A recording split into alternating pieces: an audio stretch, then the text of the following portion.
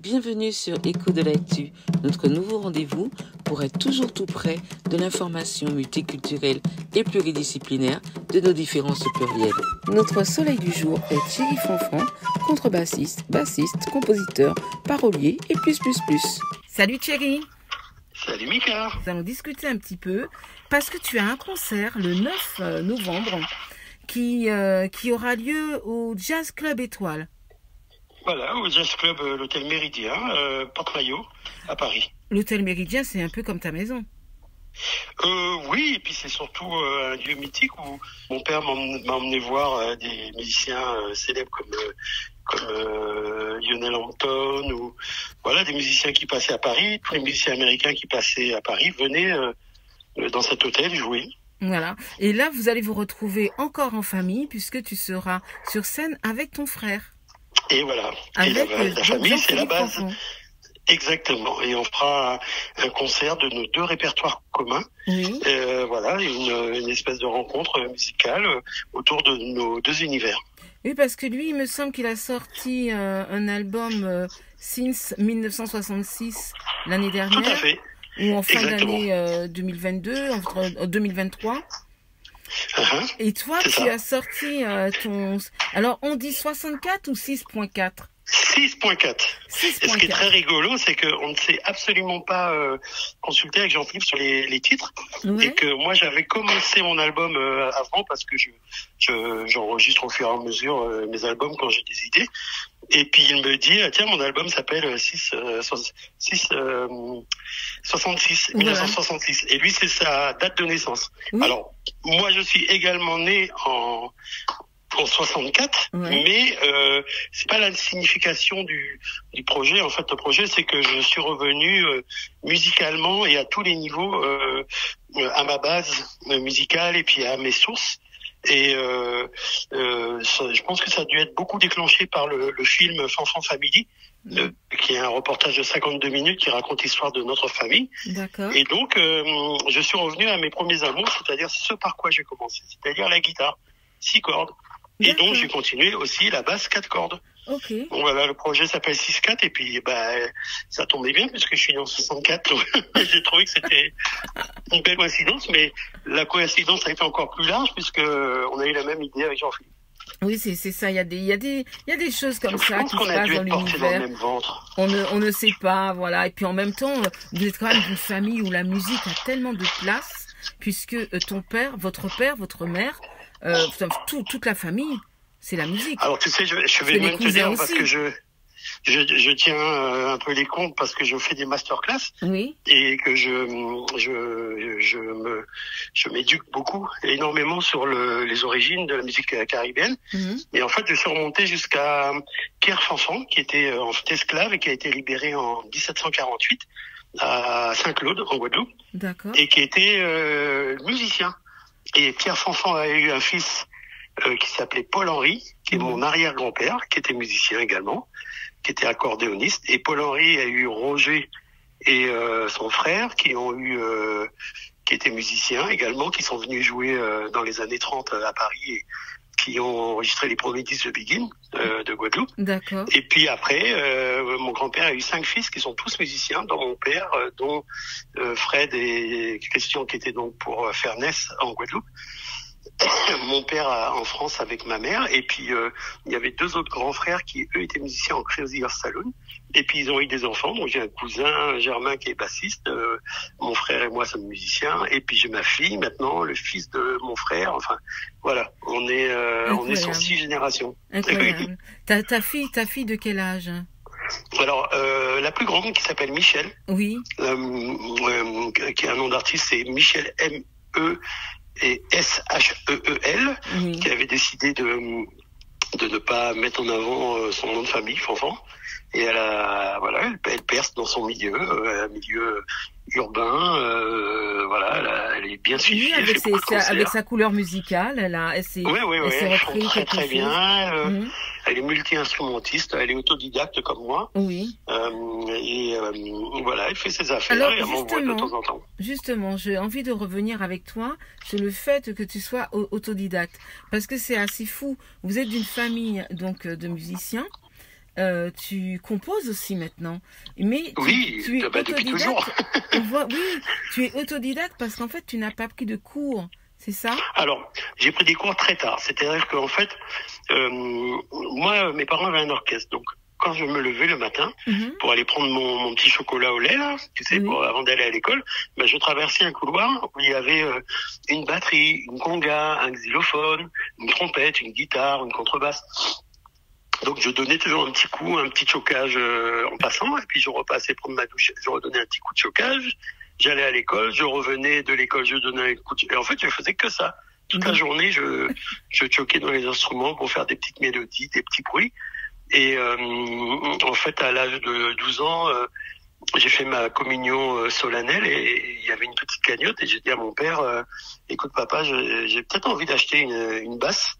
Ou une mobilette, je sais pas. Et mon père m'a tout de suite dit, il m'a dit, bah, écoute, achète une basse, comme ça tu feras des concerts, et avec l'argent des concerts, tu pourras t'acheter une mobilette. Et j'ai acheté plein de basses, et j'ai jamais eu une mobilette. Il m'a bien couillonné. Mais alors, ça veut dire qu'en même temps, tes parents musiciens ne vous mettez pas obligatoirement les... Mais non, pas plus que ça. Voilà. Pas plus que ça. Ouais. C'est la curiosité, et puis voilà. Tu sais, les gens me disent souvent ah, vous êtes doué, vous êtes fort, etc. Mais en fait, ce qui s'est passé, c'est que moi, quand j'ai acheté ma basse à l'âge de 12 ans, en plus, je suis arrivé à la basse par hasard. Parce que je voulais être batteur, en fait. Papa était batteur, et moi, je rêvais de faire de la batterie, j'étais fan. Sauf que quand ils répétaient avec le groupe, ils étaient 17 musiciens, tout le monde rentrait dans le truc, et je rentrais en dernier. Et quand je rentrais en dernier, j'étais collé à l'ampli basse. Mais je regardais la batterie, en fait. Sauf que un jour, j'ai juste tourné la tête, parce que j'avais l'ampli basse à côté, j'ai dit c'est bien ça, ce truc-là aussi. Et c'est comme ça que je suis devenu bassiste et que un jour, le bassiste qui s'appelait Daniel Mizen avait perdu sa belle-mère et donc appelle sur les téléphones fixes mes parents en disant je pourrais pas venir, ma belle-mère est morte et tout. Donc mes parents s'apprêtaient à partir sans bassiste pour aller faire un concert à Arras, je crois, si j'ai bonne mémoire. Alors ça c'était en France, hein, en France hexagonale. En France, voilà, j'avais 12 ans et en fait ma mère sur la route dit à mon père écoute, j'ai entendu Thierry jouer les morceaux, on retourne les chercher, il va faire le concert. Et mon père a dit mais non. Et en fait ils m'ont réveillé effectivement et ils m'ont emmené avec eux et j'ai fait le concert. Mais tout simplement parce que quand j'ai commencé à travailler la basse, en fait, j'ai travaillé ce que je connaissais d'oreille. Et ce que je connaissais d'oreille, c'était les morceaux de mes parents. C'était le répertoire de mes parents. Donc, c'est ce que j'avais. Un répertoire qui était que caribéen. Alors non, il était très très mix parce que déjà, il y avait énormément de gros cas. Parce qu'il y avait des ballets. Il y avait la briscante. Mes parents travaillaient beaucoup avec la briscante. Donc moi, j'ai vraiment commencé la musique par le gros-cave et avec dans le groupe il y avait Éric Kozak, il y avait Hector Ficadière, il y avait plein de musiciens qui sont aujourd'hui des références du cas et qui ont enseigné et qui ont diffusé le cas en France. Et puis on jouait évidemment les tubes de l'époque. Alors on jouait les tubes de l'époque, c'était quoi, Queen on Fire, voilà. Et puis des tubes de France comme je sais pas, Claude François, Jodassin. On jouait la compagnie créole. Et puis quand Cassave est arrivé, on a joué du Cassave. Quand le compas s'est mis en place, on a joué du compas. Donc en fait, dans la même soirée, en fait, on jouait tout ça. D'accord. Du musette et donc c'est pour ça aussi que après ma carrière a été aussi elle était plurielle puisque en fait je connaissais autant la musique française que le compas et que le zouk et que la biguine, etc. Oui, mais à un moment donné de ta vie, tu as quand même étudié un peu la basse et la contrebasse. C'est arrivé. Oui, c'est arrivé plus tard. C'est arrivé lorsque j'avais, je pense aux alentours de 20 ans. En fait, c'est devenu bêtement, c'est que à l'époque, je faisais des études en audiovisuel, mais que la musique prenait tellement de place dans ma vie. Je faisais déjà des séances, je commençais à être appelé par d'autres gens, qu'à un moment, j'ai dit bon. Je vais avoir mon premier diplôme d'audiovisuel. Comme ça, je reviens au circuit audiovisuel plus tard. Tu étudiais quoi en audiovisuel? Alors, j'ai fait une école qui n'existe plus, mais qui était multitâche. En fait, on travaillait sur le cinéma, la vidéo, le son et la photo. Donc j'ai appris à développer, à monter des films, à mixer, etc. Okay. Et en fait, je me suis trouvé là. Et puis c'est le fait en fait de chercher un stage. Parce que je faisais de la musique, mais j'avais envie d'occuper mes journées, parce que c'était surtout les week-ends. J'ai fait un stage dans ma ville, dans une école de musique. Et dans ce stage, j'étais payé pour travailler l'instrument et prendre des cours aussi, et puis ouvrir les salles de répétition, tout ça. J'ai fait ça pendant 2 ans. Et donc pendant 2 ans, j'ai rencontré mon premier professeur de basse, qui était contrebassiste à la base. Oui, il était pas très très fort à la basse, et il me disait. Il m'a dit, je sais pas, au bout de quelques mois, il me dit, bon, bah, écoute, tu vas me remplacer. Je dis, mais comment je vais te remplacer? Je suis ton élève. Il me dit, bah non, c'est bon, t'as le niveau, tu vas me remplacer. Est-ce que c'est Pierre Mortarelli?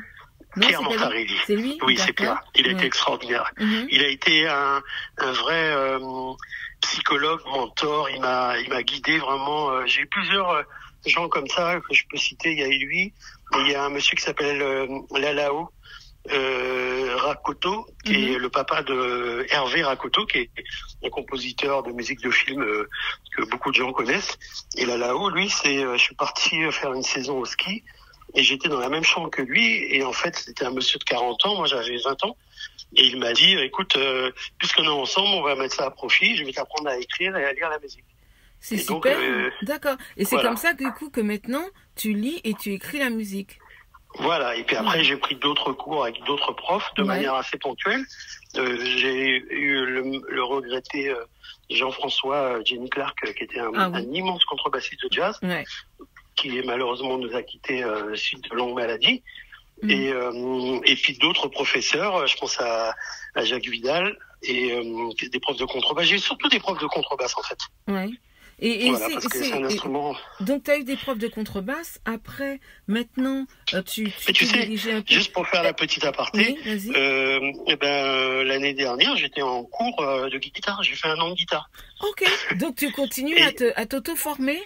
Tout le temps. Ouais. En fait, j'étais autant sur la basse, j'ai continué à étudier et j'ai avancé, autant sur la guitare, j'avais gardé mes bases d'autodidacte. Et donc, j'ai décidé comme j'ai inscrit ma fille au conservatoire, j'ai dit, tiens, vous donnez des cours de guitare. Et quand je suis arrivé, le prof m'a dit, mais j'ai rien à t'apprendre, t'es musicien, je te connais, je t'ai vu à la télé. Je dis, mais si, justement. Justement, j'ai tout à apprendre parce que moi, je suis... voilà, moi j'apprends toujours. Hein. Il me semble, parce que je te suis un peu aussi sur les réseaux sociaux, et peut-être qu'en ce moment tu fais un peu moins de choses, mais il y a eu toute une période où tu partageais aussi d'ailleurs avec ta femme, qui est aussi une artiste. Il me semble, entre autres, parce que c'est pas son métier. C'est pas son métier. Elle est docteur en neurosciences et psychologue, et elle est vraiment multitâche. Et elle fait aussi de la musique. Elle chante très très bien. C'est ça. Elle compose très très bien. Elle joue de la guitare. Et tu disais on partageait? Oui, vous avez fait des petits partages au moment où on était tous un peu enfermés. Eh ben oui, pendant le confinement, on avait que ça à faire, donc on a beaucoup partagé de musique avec beaucoup de gens. Oui. C'est là que j'ai fait les vidéos. Vous nous avez partagé de belles choses. Hein. Oui, c'était très sympa. Essayé. Tu es aussi arrangeur maintenant. Alors oui, mais ça c'est arrivé très tôt. C'est arrivé très tôt. En fait, j'ai toujours eu la chance de pousser plus, c'est-à-dire de faire des choses incroyables. Tu vois, aujourd'hui, moi je me retrouve à jouer avec des enfants. Toi, ou est-ce que c'est pas de volonté, c'est de ta volonté? Peut-être de la volonté, mais j'étais là aussi. On m'a appelé pour ça, c'est-à-dire que j'étais là pour, tu vois, jouer avec des symphonies. On t'a sollicité, tu as dit oui. Voilà, j'ai arrangé pour des orchestres symphoniques, j'ai arrangé pour des big bands. Tu vois, moi, le petit gars qui a appris à lire tout seul et qui travaillait un peu en autodidacte, aujourd'hui, je me retrouve avec Ibrahim Malouf ou des gens comme ça, à jouer avec... à Bercy, on a joué avec 500 musiciens, tu vois. Donc c'est hyper écrit et voilà. Mais moi, j'ai beaucoup de curiosité et les gens qui me connaissent et qui me voient sont morts de rire parce qu'ils me voient passer ma journée à écrire des choses, à relever, à arranger. C'est la passion. Et tu écris aussi pour des films? J'ai écrit beaucoup pour les musiques de films, oui, les musiques de courts-métrages, de documentaires, et puis aussi, voilà, des films, oui. J'ai Non, écrit mais quand beaucoup, on voit la liste des personnes avec qui tu as pu, comment ça s'appelle, collaborer, et mais c'est en plus de ça, c'est très éclectique, hein, parce que on peut avoir autant Jocelyne Béroir. D'ailleurs, il me semble que tu as fait quelque chose avec Jacob pour Jacob. J'ai fait plusieurs morceaux avec Jacob, ouais. Oui. J'ai composé un morceau complet pour Jacob, dont les paroles sont de Jocelyne, et puis on a fait des choses voilà, et Jacob, autant on peut te voir, on peut voir que tu as travaillé avec Michel Fugain, voilà, tu vois, en tant que directeur musical. En fait, j'ai travaillé dans tous les domaines, c'est-à-dire j'ai travaillé autant en variété française, en pop que en jazz, en classique. J'ai fait des choses qui étaient évidemment hybrides. J'ai pas fait du classique pur, mais voilà, j'ai même joué avec des musiciens japonais, des musiciens okinawa, des musiciens tahitiens, réunionnais. Là, je joue le 12 décembre avec Yacine Malek, qui est un pianiste algérien. On joue à l'Ermitage pour la sortie de son album. Ouais, il est algérien. Je fais de la musique marocaine, je fais africaine. Je suis intéressé par tout, moi. Je suis curieux et j'ai besoin de diversifier pour apprendre. Et dans tout ce parcours éclectique, Thierry, comment se fait-il qu'avec tout ça, tu as sorti ton album Intime qu'en 2005? Tu as mis du temps avant de sortir ton premier album. Écoute, Jean-Philippe a mis encore plus de temps que moi, puisqu'il a sorti le sien il n'y a que 2 ans, et on a 2 ans d'écart. Tu vois ce que je veux dire? Moi, mon premier album est sorti il y a plus de 20 ans. Ah oui, c'est vrai que vous avez que 2 ans d'écart en âge. Oui, exact. C'est vrai, tu as raison. Parce que c'était le moment, en fait, tout simplement. Hein, tu sais, c'est pas une obligation de sortir des albums. Et puis, il y a des albums où j'étais très impliqué, tu vois, les Retour aux sources de Mario Canonge, ou bien avec Tony Chasseur, j'ai beaucoup composé, et puis on a beaucoup travaillé ensemble, et donc du coup c'était une équivalence j'ai été aussi impliqué que si c'était un de mes albums à moi. Mais ce titre Intime, c'était aussi, on avait l'impression que c'était un petit peu que je me livre. Je livre ma musique. Hein. Je me suis livré sur plein de choses. Il y a celui-là, il y a Andy Douin aussi, qui est un morceau qui est chanté par Jacques Derbeau, qui proclame vraiment mon amour pour la Guadeloupe et puis pour mon pays. Voilà, il y a eu de toute façon lorsque j'écris des morceaux que je compose, en tout cas j'y mets des choses personnelles et profondes, quoi. Je mens pas, quoi, je triche pas. Parce que maintenant, donc tu as 5 albums, hein, ou 5 ou 6. Alors, à mon nom, j'en ai 5. Mais voilà, c'est ça. Les autres, on ne compte pas, il y en a à peu près 2000. Voilà, si les groupes où je suis vraiment auteur-compositeur, je pense à un moment il y a eu dans Musique au pays, mais j'ai pas mis de morceaux, je crois, dans Musique au pays. Musique au pays, c'est avec Tony Chasseur? Voilà, je faisais partie du groupe. Il y a un groupe qui s'appelle Fat Master avec qui je joue. Il y a Groove Bones, qui est un groupe de funk avec des trombones. Enfin, il y a plusieurs projets où je suis très impliqué, qui sont les albums de mon épouse. Voilà, c'est des albums où je suis extrêmement impliqué, et puis d'autres où j'ai aussi... On t'a vu aussi impliqué avec David Fecker à un moment donné. Oui, voilà. Oui, tout à fait. On t'a vu aussi à l'initiative d'événements, puisque tu as participé quand même, et il me semble que tu étais comment ça s'appelle, ce festival de jazz qui se faisait à l'Olympia. À l'Olympia. Oui. Voilà, c'était une initiative de ma première épouse, Nathalie. Et moi j'étais avec elle producteur, régisseur. Oui, tu étais assez investi avec Philippe Laville. Je faisais un peu toutes les casquettes, parce que j'ai subi des tâches. Donc je faisais. Et alors, parle-nous un petit peu de ton album, du 6.4, là. Alors le 6.4, c'est vraiment comme une boussole, une espèce de boussole pour dire où j'en suis aujourd'hui dans ma vie musicalement. Je me sens très ancré. je me sens, voilà, j'ai pas de certitude parce que je trouve que ça fait, ça vieux C, si je peux me permettre. Mais en tout cas, je connais ma base, je connais voilà, je me connais mieux, je suis plus en paix avec plein de choses. Oui. Et cet album, c'est un peu ce reflet-là. Et d'ailleurs, je suis revenu vraiment à la source, c'est-à-dire que j'ai enregistré plus de guitares. Oui. Donc toutes les guitares sont pratiquement jouées par moi, sauf un morceau où c'est Pascal Danaé qui a fait une guitare. Ah oui. Du groupe Pascal Danaé du groupe Delgrès, Oui, oui, oui. qui est un vieil ami, et puis surtout je suis revenu à mes amours. Alors sur tous mes albums il y a du Car, puisque si tu écoutes Big Green, il y a un Car. Mais quand on écoute, quand on entend Siscat, justement, on a cette présence du Car qui est là. Il n'y a pas de batterie en fait. Il n'y a pas de batterie. Tout est fait avec tout est fait parce qu'en fait déjà, il y a toujours eu du Car dans mes compositions et dans mes albums, et surtout, en fait, la plupart des morceaux que je fais découlent d'un rythme du Car. D'accord. Donc, je compose comme ça, c'est-à-dire que ma base profonde musicale, elle est